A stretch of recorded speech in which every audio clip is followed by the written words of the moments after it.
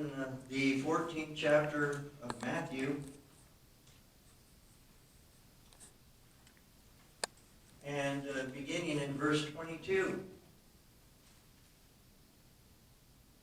And so here's a day that starts out with probably the feeling there can't be a nicer day than this day for the disciples. But the end of the day is frightening. But we'll see that first it's frightening in a bad way. They're really frightened.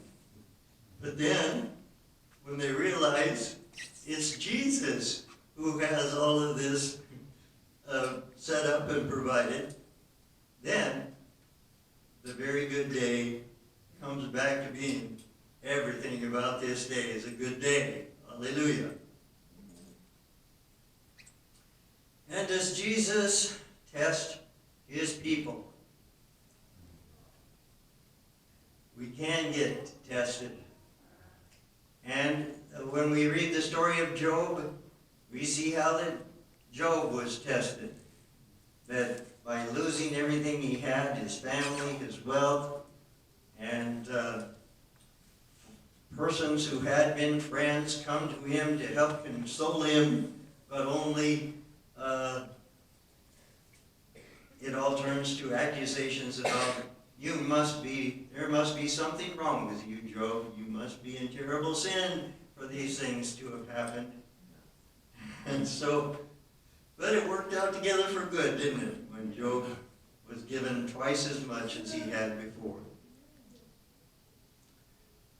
So that Peter in particular, I think, is who is being tested in this story.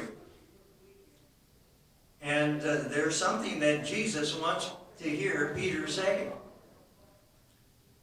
And he does hear Peter say that 2 chapters later. 2 chapters later, Peter says, "You are the Son of God. You are the Son of the living God." But now, this is after the feeding of the 5,000. And you recall that Jesus went to the other side of the Sea of Galilee, and he intended to get some rest when he got over there, and to have some time to talk with the disciples. But the crowds, it didn't say that the crowds came there by boat, but some of them must have come by boat, but a lot of them just, it's, I don't know, a few miles around the edge of the lake, and you probably have to cross the Jordan River, and maybe it was a time when the Jordan River was not flowing very strong and it was easy to cross.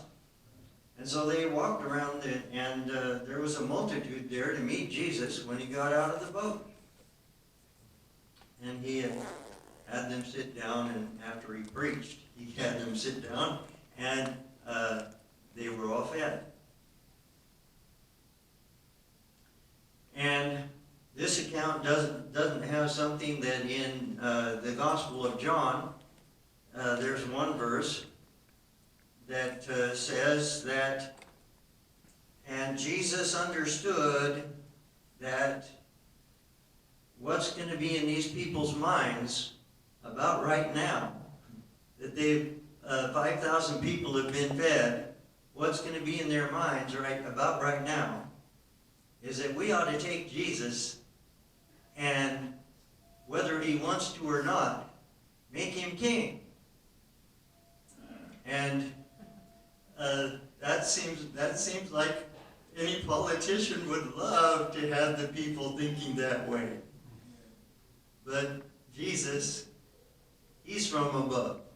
He doesn't need to be a king in an office. And John 2 says that Jesus did not commit himself to them, for he knew what was in their hearts. He knew that if they did want to make him king, why they wanted to make him